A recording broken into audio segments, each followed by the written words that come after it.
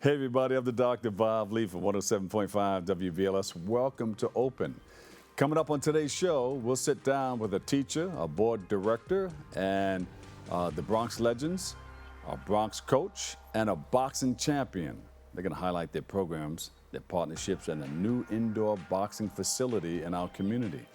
Then we'll connect with a Houston-based musician to learn about how he's making his mark in the music and entertainment space. Plus, we'll sit down with the community poet to shine a light on how she's using her talents as a tool for reflection and transformation.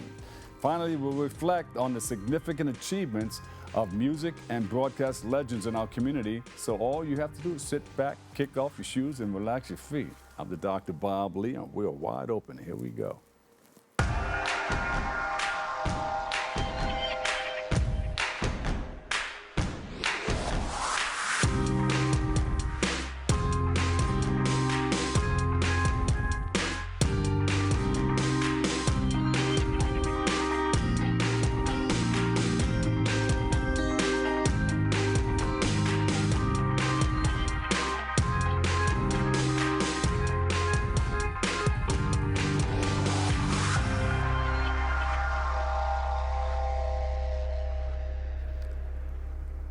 There you go. Hey, I'm your host, Dr. Bob Lee, and you're watching Open. It's that live interactive program that brings the Bronx and New York City straight to your TV set. Stay connected to us through social media at BronxNet TV. Leading things off, our first guests are board of director for Bronx Legends, the DEO teacher, and the Bronx coach, and he's joined by a boxing champion. Boom, boom, boom. And they're going to shine a light on the Bronx Legends, the cops and kids programs that they offer our youth, and to speak about the opening of a newly built 13,000 square foot boxing gym in the South Boogie Down BX. So please welcome to the show, Amilcar. His last name is Barnett, and La Madrina, Nisa Rodriguez. She's a champ, and she hits hard too, so watch out, she's coming. Welcome to the show, guys. Thank you for having us. Thank you for having us. Listen, you guys are doing that special thing. You're bringing kids together, bringing people together in the South Bronx. Talk about it. Yeah, well, first of all, it's an honor and pleasure to be here representing this great program that's a partnership between Bronx Legends and Cops and Kids.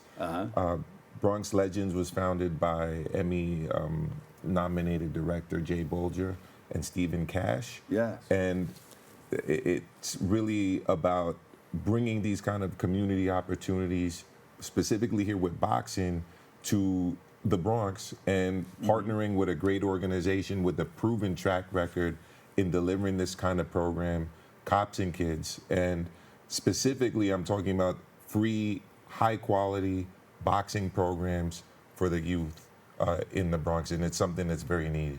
Yeah, and there's a couple of them now, right? Yeah, so this is be our fourth location. We have two in Staten Island and one in Flatbush, Brooklyn. So, I mean, being Bronx natives, this is something that the Bronx is way overdue for. And then you got a friend of mine working with you guys, Pat Russo. Pat Russo, yes, he's the director of New York City Cops and Kids. He's, I'm proud to say, my mentor that kind of guided me through my way growing up in the South Bronx when there weren't any free programs as what we're having right now. Yeah. So, wait a minute. You've come up through the ranks, but did you start out at one of these gyms, or what piqued your interest in wanting to become a boxer or start training, for that matter? So this was something 20 years in the making. 12, 13 years old. I grew up in Mount Haven, and it's kind of what's going on right now with drugs, gangs, violence, and boxing was kind of that escape for me. Once they started closing down the Bronx gyms, which was Batanzas, I was training at, I had to make the commute 1 hour each way to Flatbush, Brooklyn for the only free boxing program that was available. With that, I came back, 8-time Golden Glove champion, national champion. What? I represented Puerto Rico in the Olympic trials. I'm a gold medalist for the Centroamericanos. And then when I came back, Pat Russo kind of encouraged me to take the NYPD exam, and the rest was history. Now I'm able to do both my passion for law enforcement and boxing and trying to make a difference the same way boxing did for me in my life. Yeah, you know what? And then you'll come out of it on the other end with the pension and the, you know. That's a plus too. Can't complain. But it's definitely it's something that's doing great because it's not just a boxing program. We do career path, resume building. Every child that's in school, if you have a 90% average or above, every marking period you get $50. At the end of the year, all of our gyms, whoever has the highest amount, overall average gets $1,000. We assist the kids in any boxing aspirations they have. Aside from that, we make sure that they're doing good in school, giving them a direction where they want to go. The resources that a lot of the schools should be having, we're trying to incorporate that into our programs.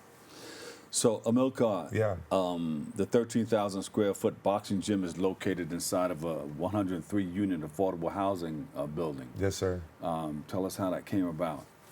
Well, it took a lot of work, and a number of different facilities were looked at and explored before this one was finally offered and taken by Bronx Legends.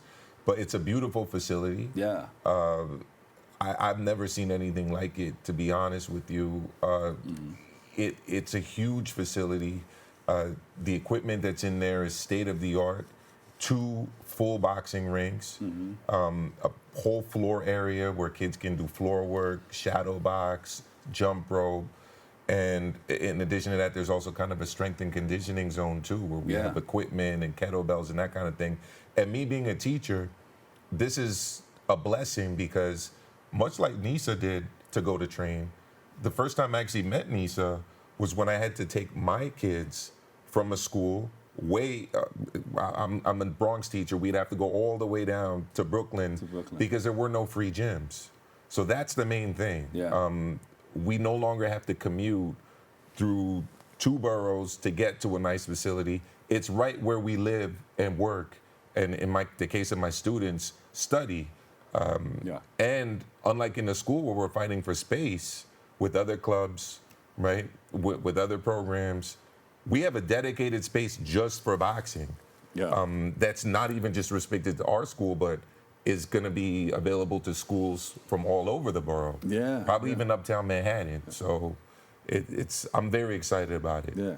Lisa, how important is it to help youngsters to discipline themselves to do the right thing? You know, coming out of the communities where some of us grew up in. I grew up in Queensbridge housing. You know, we had the community center, Jacob Reese Center, where we used to box and put a ring in there. And then we did the PAL and all that other stuff. But to become a part of a program where you had to be disciplined to do the things necessary to become successful. You know, you had to run your 5 miles a day, or whatever you did, and you had to do your sit-ups, your push-ups, and you had to hit that bag and shadow box and spar and do all those things to condition yourself to be prepared for something. For another person who's doing the same thing, and maybe even better, you don't know the regimen So, how important is that to be able to teach youngsters how to discipline themselves? This is definitely something that is building character, is building work ethic. This is something that it's paving the way for our generation, for our youth coming up. You think about just the Bronx in general, the highest rate of high school dropouts, lowest rate of college graduates, obesity, high blood pressure, sicknesses, STDs. So this is something that is not just a physical aspect, because boxing is, a lot of people don't, you think of a combative sport, you're learning how to respect yourself, respect the other person, sportsmanship, which unfortunately a lot of our kids are lacking just in general. You might, the person that you went against in sparring got the best of you, you still got to shake that guy's hand or that girl's hand. And it's telling you, like, all right, you got this one, tomorrow I'm going to work harder. It's all about, this is one of those sports that is all about what you put in. And it's not just in the gym, it's what you do at home, if you're resting, if you're studying your mind, because boxing is a game of chess. You have to be 10 steps ahead. And this is one of these programs that you make sure not only the physical aspect, but the mental, your well-being. With that, we're also working with Wilson Wellness, so it's helping the kids from correctional facilities transition back into society. So it's not just the at-risk kids, it's kids that have been going through it. A lot of, unfortunately, our youth is through shelters, foster cares, probably ran in with gangs and drugs, and that doesn't stop you from making the change in your life that you want to do better for yourself. And this can be a great life changer for somebody who's looking to make a correction. You know, I mean, Absolutely. it's out there. What do you tell youngsters? I mean, people looking to get into a program to maybe change the direction of their lives. Well, it's like Nisa said. You want something structured. You want something that instills discipline. You want something that forces people to challenge themselves, but also feel rewarded after they do it. And bluntly, you also need a place where people can feel free to exercise that, what I would consider almost innate feature of a lot of us. We want to have an environment where we can be a little aggressive and let that out in a safe place, safely, under the supervision of trained people who are there to not just promote this great sport, but develop athletes within it. And there's nothing wrong with combat sports. There's nothing wrong with wrestling. There's nothing wrong with taekwondo. There's nothing wrong with boxing. In fact, these are all Olympic sports, judo as well. So we're just giving kids here an opportunity to do something that otherwise would cost them a lot of money if they wanted to do. And we're giving them an opportunity to do it under people who have been trained in this, who have been certified in this, and who are dedicated to this sport. And to me, it's the greatest sport in the world. Yeah, and to be able to do it in and out of the ring. I mean, conduct yourself accordingly in the ring and out of the ring. How important is that? I think this is also one of those programs, it's one of a kind. I don't think throughout the United States you'll see it, because we have, even though it's an NYPD affiliated gym, we have FDNY sanitation. Within our locations, we encourage our kids, once you're of age, to take a city exam to make sure that even if you don't want to go that route, that's something that you have an option before that option's taken away from you. Look at you. You know, people look up to you. They're looking up to people to guide them in the right direction. You know, there were people that we looked up to, too, you know, when we were coming up, right? Absolutely. Who were some of the people that you looked up to? I mean, being Puerto Rican, it was Tito Trinidad, Miguel Cotto, but I was also very old school with Tommy Hearns, tall, lanky, knew how to use his distance, so, yeah. Yeah, for me, it was Lennox Lewis. Lennox Lewis? He was a big one. Prince Nazim Hamed. Bernard Hopkins, Oscar, and going further back, Ray Leonard. Yeah, oh, man. But also, and I think this is important, what Nisa said, civil servants. You know, my mom was a teacher. My uncle was a teacher. You know, another thing that I really like about this space is we're bringing together the people that really help run New York City, cops, firefighters, teachers, and we're all here in this space delivering a high-level program around something that we love, which is this great sport. Man, I would like to sit here and talk for an hour because you guys have a whole lot, but they're wrapping me up. Who are these people right here? Bring that back real quick, and I got 30 seconds. Well, that's me. That's actually where I was receiving an award from my alma mater around volunteer work, because I actually work as a mentor teacher as well, so I mentor people that want to be teachers. So I was very proud of that. Yeah. And what do you tell people who want to become a boxer or get into training, into sports? The only limits you have is the limits you give yourself. As long as you have a good support system, and at the end of the day, if you don't have the information, you have to go out yourself and find that information to make yourself accessible to what you need. There you go. The godmother, Nisa. Yes. Say it in Spanish. La Madrina. La Marina. La Marina Rodriguez. Yeah. She works in New York. But she goes all around the world. And thank you so much. Thank you, Mr. Amilcar, Barnett. Thank you guys for coming. Thank you so much. They got their wonderful program, Bronx Legends, Cops and Kids, Boxing Gym in the South Bronx. And you got a number of other locations, too. One in Brooklyn and two in Staten Island. Thank you guys so much for joining us. And you got to come back. And you got to invite us to some of your fights. Yeah, you got to come to the gym and work out with us. Ooh, okay, I got to tell you a secret after this. We'll take a quick break. We'll come back with more next. What's up, creative family? Discover your voice with BronxNet Community Media Classes. Are you ready to bring your ideas to life? At BronxNet, we offer television production classes for community members ages 18 and over, empowering you to share your vision with the world. Get certified in field production, in-studio production, and our new exciting addition, podcast production. Once certified, you can create your own show to air on one of our 6 TV channels. It all starts with our free Unleash Your Ideas Masterclass, designed to help you plan your show idea and set you up for success on your production journey. This class is offered at the beginning of each month for your convenience. Our dedicated BronxNet team is here to support, encourage, and uplift you every step of the way. Join us and become a part of the creative force that engages and inspires the Bronx community and beyond. Sign up today and start your media journey with BronxNet. Visit bronxnet.org/education to learn more and register. Let's create something amazing together.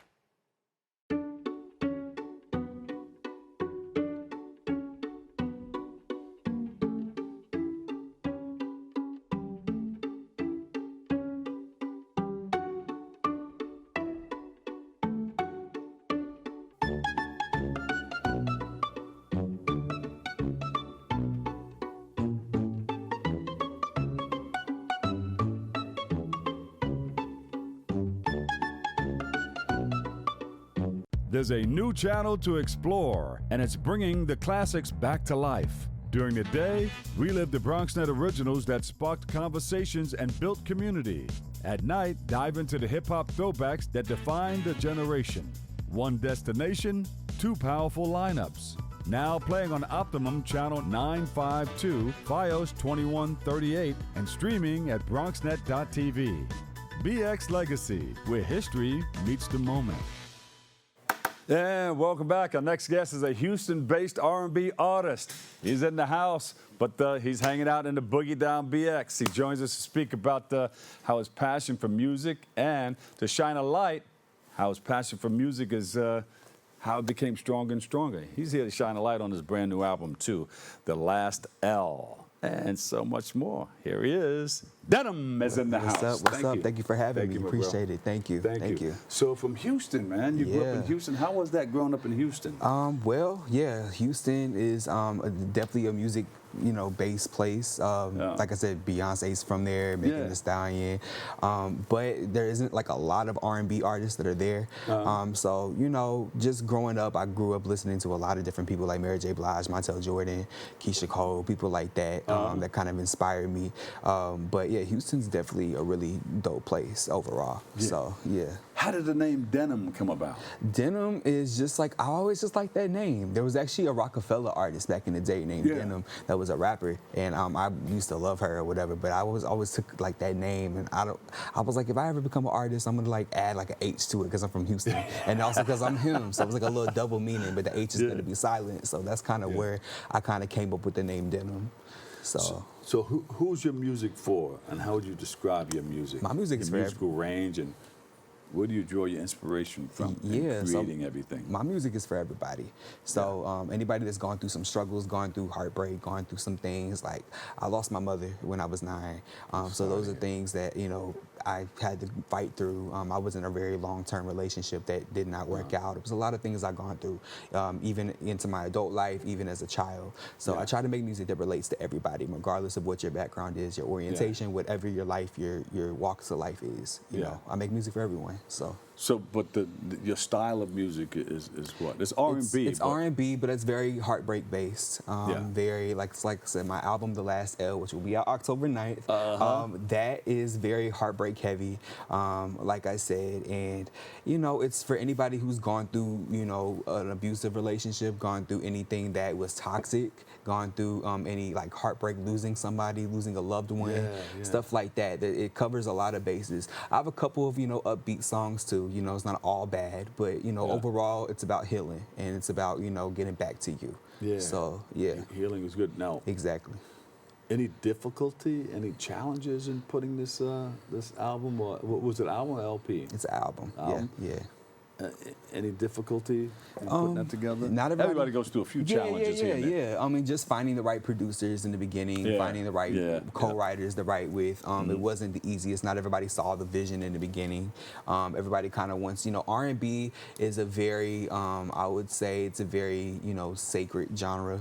People don't want you to talk about certain things, and not everybody was in agreement to that. However, I wanted to just be me and stay true to myself, and I was able to set that out with this project. Yeah. Did you have a mentor? Well, my manager, Shawnee, she's like a mentor.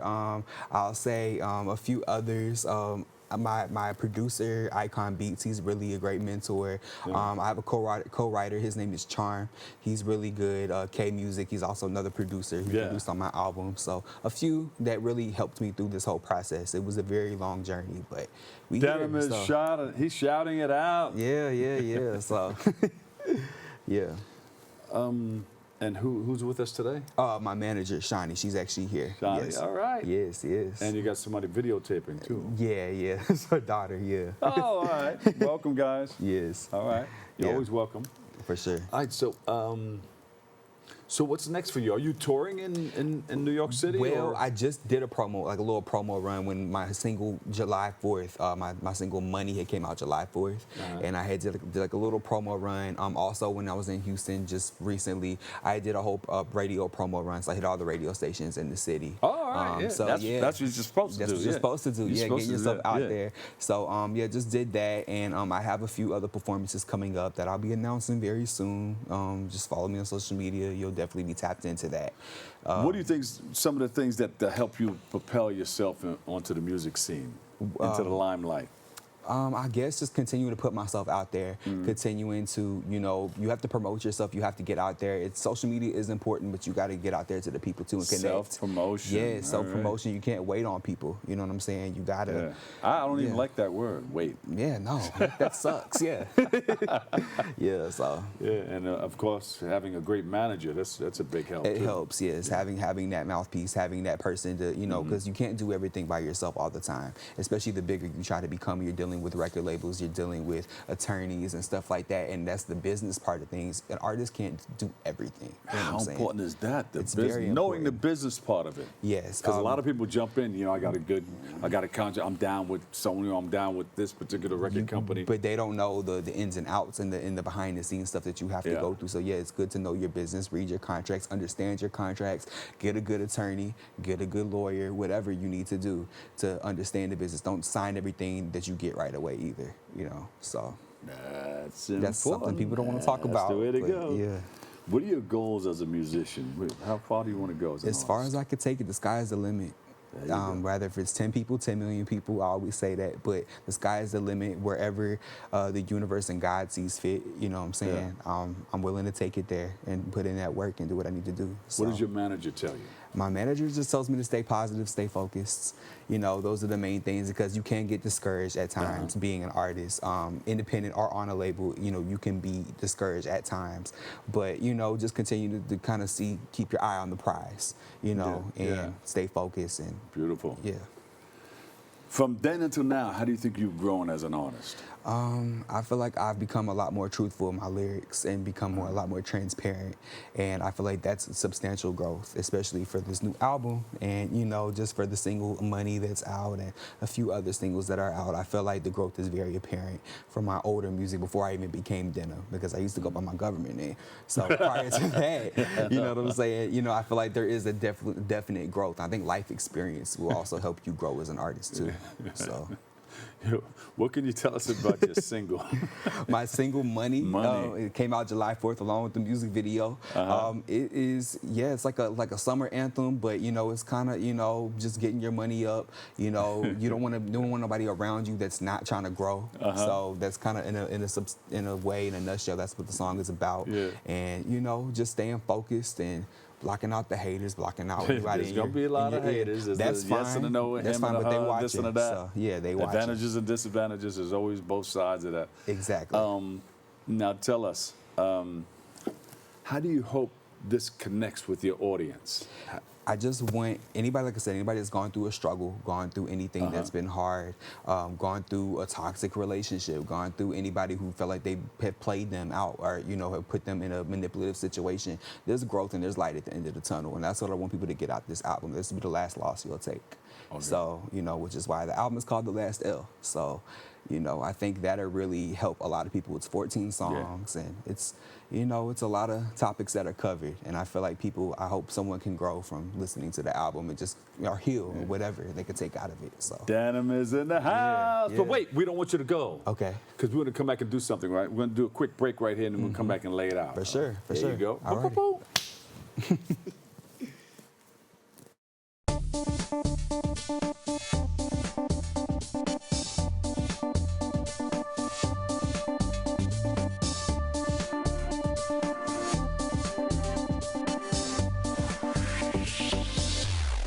And welcome back. I'm here with Denim. I got my denim on. I got the memo. Here to perform his new single, Money, as our friend Denim. Let's get it on. Here we go. Boom.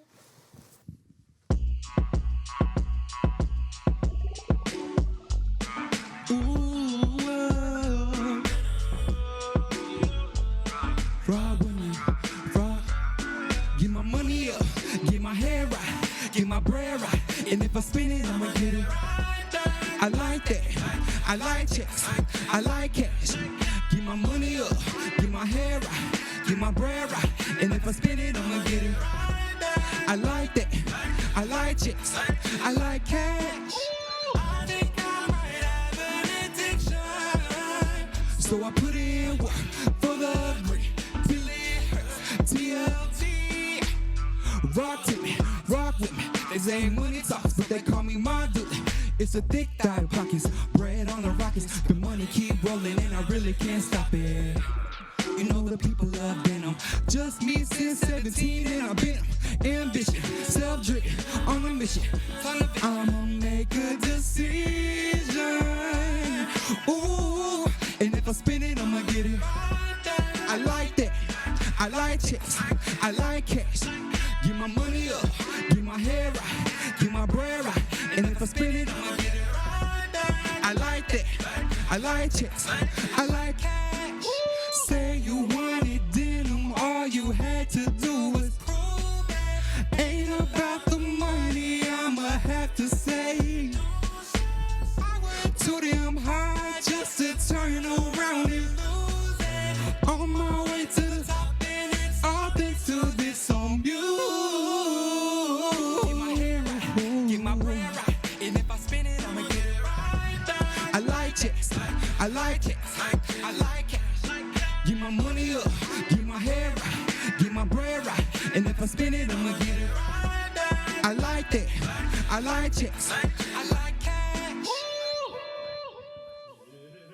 Hey, I like that. You got to get your bread right, though. Yeah, for sure, all of us, yeah, for sure. So what were some of those lines in there? Yeah, getting your money up, getting your hair right, your bread right, your head ain't right, your money All ain't that right. stuff. So, You got to yeah, get it right. Yeah, for sure, for sure. All right, where do we go from here? Yeah, the album The Last Day will be coming out October 9th. The new single Money is out right now. And it's been out since July 4th, so we rocking it. Yeah, so, you'll be rocking it? Speaking to for that sure, microphone for sure. when you're saying it. Yeah, we rocking it. Yeah. All right. Are you going back to Houston? Yes, I'm going back to You're going to hang out in the Bronx for a little while longer? Just a little bit longer, and then gonna go back to Houston and get some things together. So. Social media? It's Denim. That's DENHIM. Again, ITSDENHIM. There you go. So, yeah. Denim, ladies and gentlemen. Money. All right. Get your money right. Get all that stuff your right. hair right, And we'll see you everything. next- Yeah, get your hair Alrighty. right. Get it all right. Alrighty. And we'll take a quick break. We'll come back with more. Got my Alrighty. denim on. Look. All right. Thank you. Sense from the future to save the past, heal the planet and make it last. We find solutions with knowledge slides. Venture forth, echo leaders unite. Echo leaders, echo leaders.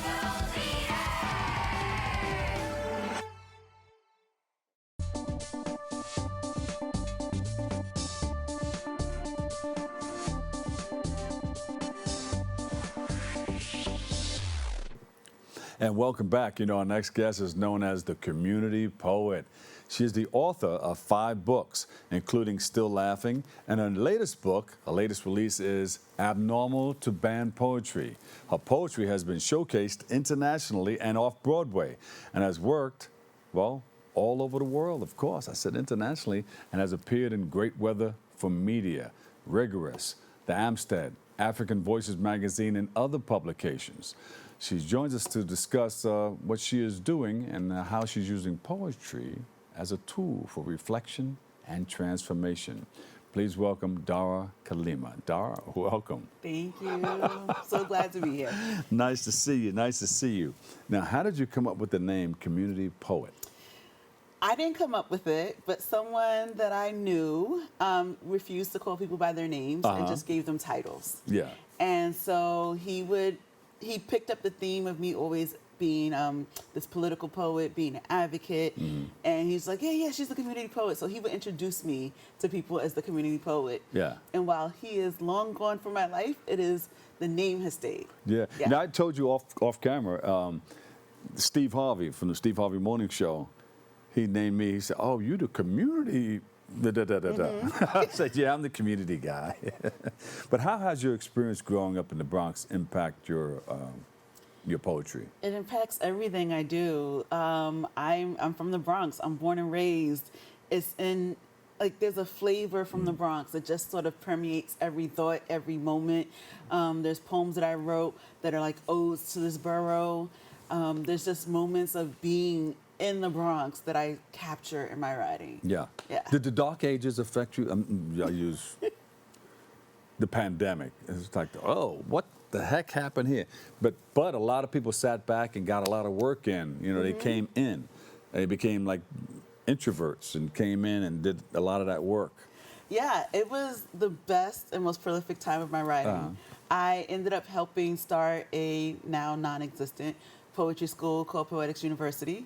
And so it was an international school where we were teaching poetry to people from all over the globe. And doing that helped push my own pen so much further.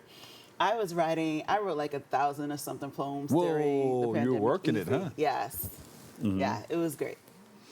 Do you have a relationship with any of the other writing organizations, like the Bronx Native BX Writers?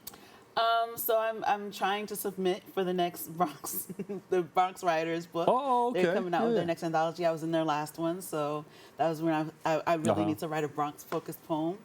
And so it's bad because the Bronx is so huge and so segmented that it's kind of hard to actually lock into the different communities in the Bronx as well. Yeah, but you are the community poet, so you know how to lock in, and I'm sure trying. you do it, right? Now, you are the author of 5 books. Yes. And I see one there on the table there. Yes. That's your latest? That's my latest. Okay. What can you tell us about them and the progress that went into them?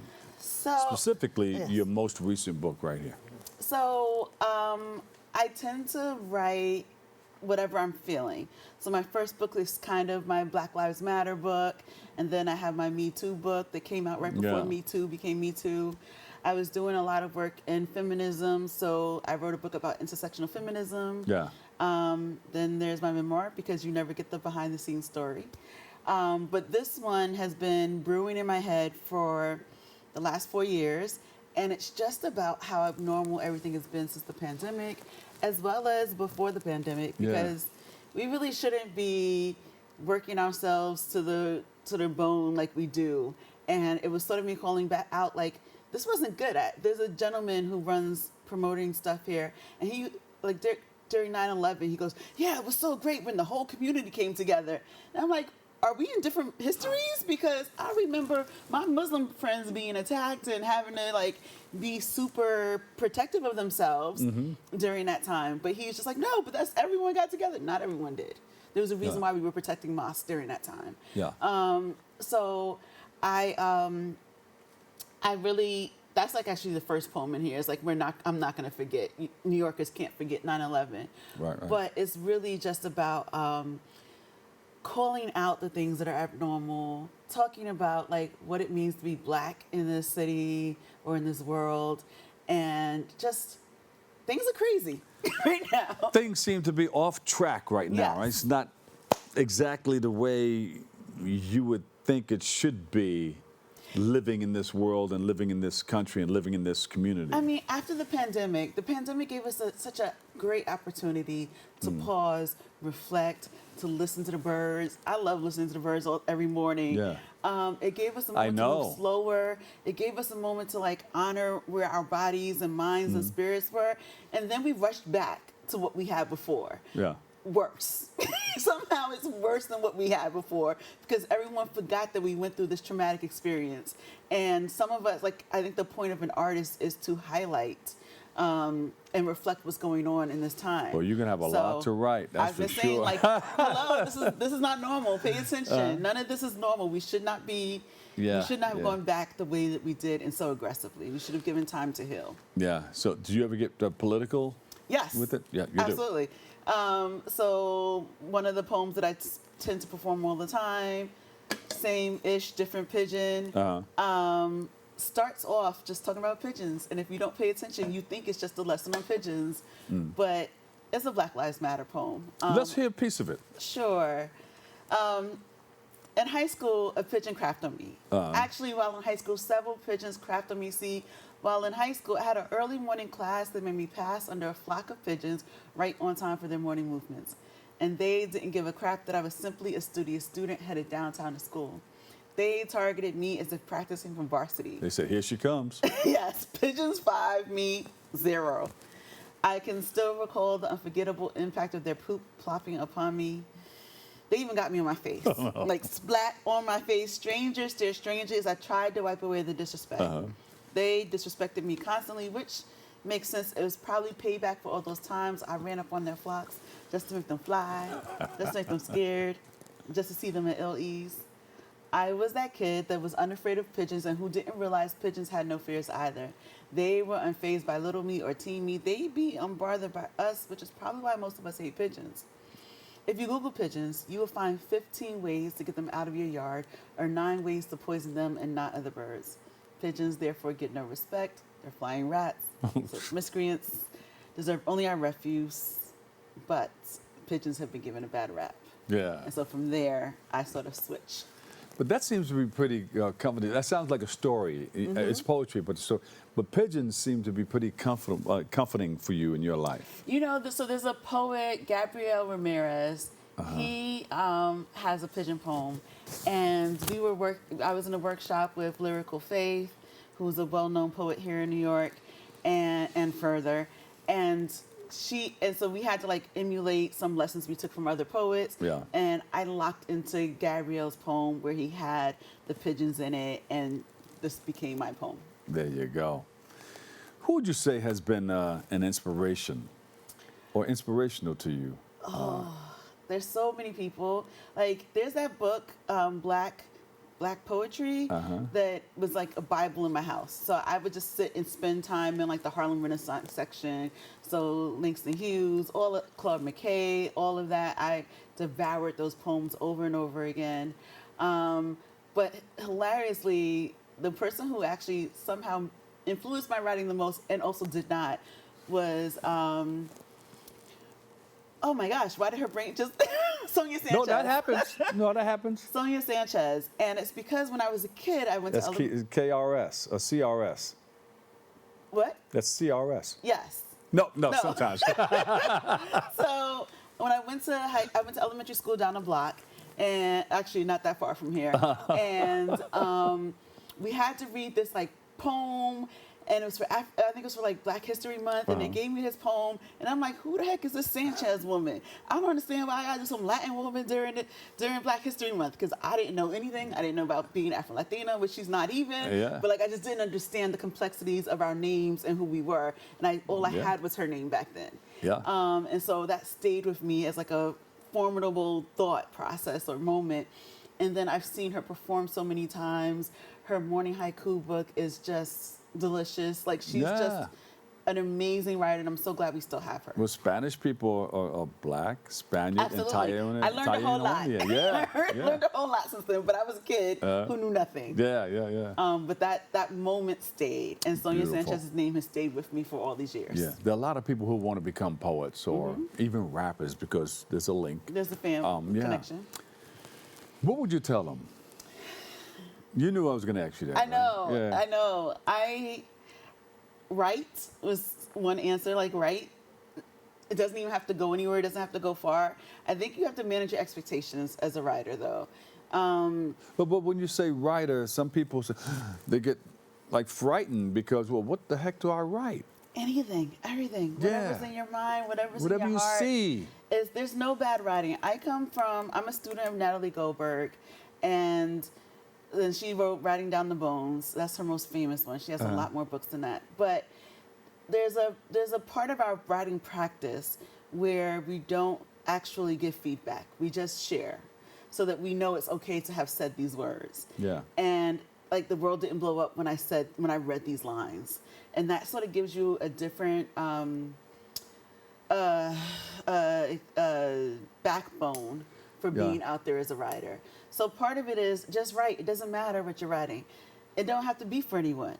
But if you do want to continue and excel, then you also need to study the craft. You need to know who's doing it, what they're doing, how it's done, where do you fit in all of this? Because there's a lot of poets out there. Are we all great? I'm just going to leave that question there. Yeah. That's a question to ask. Not everybody's on the same page, but, people are doing what they do and what they feel comfortable with. And everyone needs it from somewhere else. So like you may not be my type of writer. I do a lot of work coaching other writers. And their writing may not be for me, but somebody else needs it. So write it. Write it. Follow your passion. Absolutely. It becomes your passion-driven life. If you love it, keep on going. Absolutely. Ain't no stopping us now. That's the WBLS national anthem. Frankie Crocker was the first one to play that. What advice? Well, we did that one. Can you tell us about your workshops? I know you got some of them coming up. So right now I'm on a slight hiatus, but I just did a memoir and poetry writing workshop with the Bronx Council of the Arts. I'm in conversation to come back to them at some point in this next season. Whenever people need me to teach something, I do, wherever. So I've done it with my friend who runs a group out of Staten Island. And I just love getting people to see how to make the work. And especially like poetic forms are something that everyone hates, but there's so many ways to crack into it. And even if you never use the form in your general writing, it changes how your brain works around writing. It makes you a more skilled, nuanced writer. So I love helping people get there. So there is something that you can use, like there are apps and things like that, or something you can put on your computer to help outline some of the poetry that you use, right? Yeah, and I mean, and there's also now this wonderful world of AI. Most places do not want an AI generated poem. But it's not But it's personal. not even. But it's not, and it doesn't know what it you doesn't. You do what you see in the Bronx. Absolutely. Or what you see in your community. I gave it a prompt. And I wanted to see what it would say about what's going on in Israel, Palestine. And I kept pushing it to go certain ways, and it gave me a line. And that line created a new poem for me. So it wasn't actually, I don't care about what AI, exactly, I don't care what AI wrote because I wasn't going to use it at all. I wanted to see what it could do. But there was one line that it wrote that I was like, that's the thing that's going to start my next sometimes you can get it from that, or sometimes you'll hear a commercial on TV, or hear something on the radio, or somebody's having a conversation. You hear something that somebody says, that's it. Exactly. That is how it works. That is how it works. Someone asked me about poetic forms, and I was like, well, I'm a poetic form. And so that's a poem that I started working on. That's your poem, I'm the poetic form. That's my new poem. Absolutely. I just got to finish tweaking it. There you go. So are you going to be anywhere in the community where people can come out and see you? Absolutely. So on the 20th of September, my late teacher, Bobby Gonzalez, had a group, Spoken Word 101, which I've inherited it. I just haven't kicked it back off again. But some of the people from that experience are going to actually be gathering at Precones to honor his memory and his life. He's been gone for like a year and a half now, I believe. But Maria Aponte, his wife, has done an amazing job of keeping his legacy going. And so some of us are gathering there to share work that he inspired and or our own work. And so we'll be there on the 20th of September. The week after, I'm going to Connecticut and hanging out there with my friend who's a poet laureate for her event. So I'm popping up places. And then Harlem Bomb Shelter, I believe, is having me come back in November. Harlem Bomb Shelter, yeah. all right. It used to be somewhere else, right? I don't know where they're physically located. I know they've changed physical locations. Yeah, I thought I was driving by and I said, oh, I went in and hosted something, and they were at this location, but now yeah, they pop up there. all over. Like the whole thing is being in Harlem. So wherever Harlem establishment will have them is where they have done their stuff. I've been in Harlem all week. It was Harlem Week. Oh, yeah, it was. Yes. Yeah. So I did Grant's Tomb. I did Uptown Saturday Night, Great Day in Harlem. And then every Thursday, I'm at the Harlem State Office building for this Harlem Summer Stage. Yes. So a whole lot of Harlem going on. There is. Yeah. Harlem's the best. That's still the spot. It's not the Bronx, but it's the best. There you go. So at these locations, where you're going to be? Food, drinks, and open mic? Open mic in Connecticut. The one at Precones is just as a showcase. They've had snacks before. I don't know the full program there yet, but tickets will be available for the Precones one soon. Gotta have some wings and some drinks, you know, while you're last time we were there, there was empanadas, so there may be some again. I don't know. Not my responsibility. I'm the talent. Yeah. So you said his wife is going to be there. Yes. Yeah. Maria Ponce she's a formidable writer on her own, but she has done a lot to sort of take the estate of Bobby Gonzalez to a new level. And so this is like the second presentation at Precones in his memory. That's great. That's great. All right. So where do we want to go from here? Where do we go from here? You mean in the future? I want to be somebody's poet laureate. There you go. I'm putting it out there now. Somebody make me your poet laureate. I mean, we're in the Bronx, so that means this is where. But either way. But this is international too. It is. This goes internationally. I want to get as far as my writing will take me, so that I can help other people. I think the most amazing thing is I saw someone at a conference not writing, who came in like regular clothes, had all his jewelry on, and it's a professional thing. And I said, thank you for being like yourself at this meeting, but we don't have to get dressed up. So I think that's the same thing I want to do with poetry, because there's so many people who have MFAs, and I don't have one, and that seems to be a barrier, but there's so many more talented writers out there. There's no exactly. barrier. So go around it, go above it, go under it. And I want to show people that can happen. Yeah. So wherever they're going to take my name, I'm going to be there. There you go. I got a wrap. Where can we go? Social media, website? Yeah, Dara Kalima is my name. You can find me everywhere as that. You can go to my website, darakalima.com. Just look for Dara Kalima. You will find me. Dara Kalima. There you go. Here's a book, by the way. Check it out. Boom. There you go. It's not normal. It's normal. It is abnormal to ban poetry. So I'm reading it backwards. It came back. But I don't know. There you go. So read it one more time. It is abnormal to ban poetry. There you go. All right. Thank you so much for joining us. Thank you for having All right, me. we appreciate you. It is abnormal to ban poetry. Dara Kalima, thank you so much. Thank you. All right. We'll take a quick break. I've got a whole lot more. But we'll just keep giving it to you until it's time to quit. Right here on Open. We are the Echo Leaders.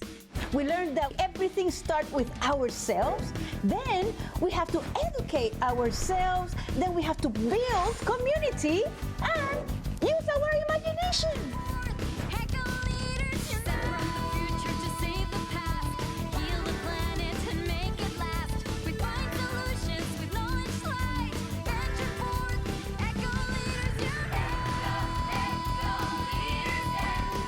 We're gonna start the show right now. This is my favorite part. Ready in 5, 4, 3, 2. Hey, this is Angel, and I am one of the instructors for the in-studio production. Here at BronxNet, we offer classes that can help you elevate expand, and start your television career. All you have to do is sign up at BronxNet.org/education. For the past 7 years, I have been in various productions, spanning from talk shows, independent films, news reports, art displays, teachings, musical performances, and many more. Ain't that right, Angel? Yeah, you're absolutely right, Angel. There are a lot of creative individuals that we're just waiting to sign up for the class. And if I may, can I also express thank you, Angel. That's all the time we have left. Visit BronxNet.org/education and become a producer by taking the course. The class I offer is also in English, en español y también bilingüe. Nos vemos en la próxima clase.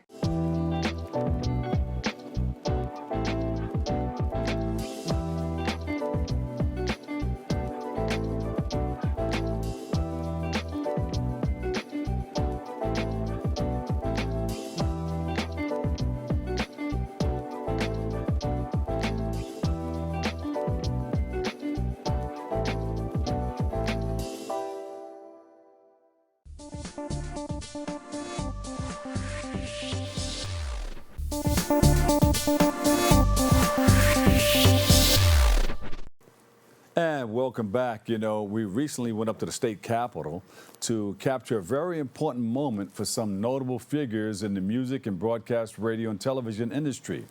Here to highlight the special day is our very own reporter, Nova Bajamanti. It was a festive atmosphere at the New York State Capitol, where state senators and assembly members kicked off Black Music Month by honoring hip-hop and Black radio and multimedia pioneers who have provided inspiration and furthered Black culture. Black Music Month is officially in June, but it's every month. If you realize what happened in our culture, how music moves people, how it moves and stirs the soul. Initiated in 1979 by President Jimmy Carter, Black Music Month has become a time-honored tradition celebrating Black artists in the month of June. Members of the New York State Black Legislative Task Force, Senate, and Assembly spoke about the importance of this event. Black Music History Month, and Black music is such an integral part of American music, and we celebrate it. It's worthy of our celebration every single day because it has been the music of our struggle, it's been the music of our celebration, it's been the music of our worship, it's been the music of our pain, and it's been the music of our joy. This year, we wanted to take it to another level and lift up and honor pioneers in Black music. Black music isn't just for Black people, it's for everyone.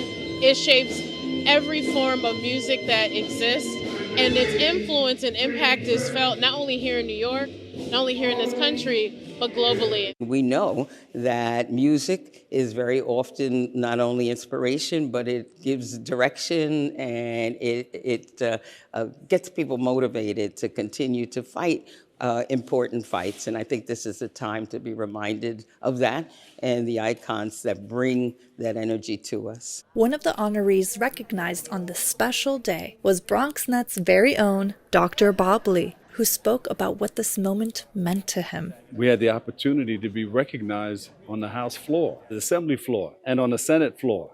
And that's a special thing. When it was all the speakers came up and they spoke about us, they said some wonderful words. My heart just melted because, you go through life and you do everything for everybody else, but you're not recognized for a lot of the things that you do. And I don't look for that all the time. But when I hear it, I really, really appreciate it. A mainstay in television and a resonating voice across the airwaves of New York City since 1980 on WBLS FM radio, Dr. Bob Lee reflected on the significance of Black music in his life and career. My mom, she had her music collection. My two sisters, they had their music collection. Then I started acquiring music from their music collection. Then I started getting records from record companies. And I came through a number of different genres of music. And it's all incorporated into my library and my repertoire for when I'm out there DJing. And when I'm on the radio, the music library was even a little more extensive. Also receiving proclamations alongside Dr. Bob Lee were fellow radio pioneer and prominent voice of WBLS Radio, G. Keith Alexander, and hip-hop legend Curtis Blow, the first rapper to be signed to a major label. Both shared their thoughts on being recognized by the State Assembly and Senate. To come up here to be acknowledged at the New York legislative body and to receive a proclamation and listen to the senators talk about what they felt about music and how it moved them and everything is really a special time because it brought a little mist to my eyes. Hip hop was born in New York. You know, I was born in New York. So to be honored here in my hometown is indescribable. It's unbelievable. And I'm so grateful and honored to be here. Thank you. This was the first Black Music Month celebration organized at the state capitol, but efforts by State Assembly and the Senate suggest that it will not be the last. Black music has been the rapid response system in our communities. It allowed us to express ourselves, remember where we were, at what time we heard that certain song, and just feel what music does. They look to continue honoring Black music luminaries like Curtis Blow and force multipliers like G. Keith Alexander and Dr. Bob Lee, who operates as an official board member and founder of the nonprofit organization, the Make the Grade Foundation, showing no signs of slowing down with his efforts to make an impact on the next generation. We at BronxNet, we at WBLS, we at the Make the Grade Foundation, working with the fire department, the police department, the elected officials, and all the other municipalities. We like to group up with people who are like-minded, who want to do the same things in life to help others get what they need out of life, and that's what's important. On a clear day. Reporting for BronxNet, I'm Nova. Nova, thank you so much. That was wonderful, and I am honored. I'd like to give a big thank you to the New York State Senate and Assembly for inviting me to be a part of that special moment. It was an honor sharing in that space and time with my brothers G. Keith Alexander, Slick Rick, and Curtis Blow. They are all one of one in the world of music and entertainment. I am blessed to be a part of that special moment celebrating Black culture and Black Music Month. I'd like to thank my WBLS family. We've done amazing work together for years, and we continue to do so. I'm excited about what the future holds as we continue to work together strong in our community. And a major thank you to our BronxNet team as well for covering the event. My man Michael Maxnabi on the camera. We saw him out there, just working it out, doing his thing. The editors, to the production crew, and you guys do great work behind the scenes. We appreciate you, and we won't forget you, especially my open crew. My open crew up there in the Wizard of Oz room. Thank you guys for all that you do. Doesn't go unnoticed. My board members and partners with the Make the Grade Foundation for Education, you are part of my very special mission to help others get what they need out of life, and that very, very special work that we do in the community, bringing people together. It's community building, bringing people together, moving together in the same direction for a common cause. Thank you, thank you, thank you for your tireless support and hard work. And, well, I don't do it, it's not a by yourself type of thing. I have an amazing team of folks standing with me. Speaking of the community, thank you to my community partners and to the community people, all my sponsors and everything. Thank you. We appreciate you. Thank you for all the work that you do. We see you out there with your sleeves rolled up doing your thing. You're all a part of that one big circle of love. I appreciate you. And finally, to my family, all my love and my heart goes out to you. Thank you for your constant love and support, for allowing me to live out my life's passion. All I can simply say is, I love you and thank you. Unfortunately, that's all the time for today's show. I want to thank our guests for joining us and you, our viewers, for tuning in and checking it all out. Thank you so much once again for letting me share in this space and time with you. Always remember this: what you are is God's gift to you. What you make of yourself is your gift to God. So choose your choice and let your choice control the chooser. I'll see you over 107.5 WBLS. I love you all. Peace.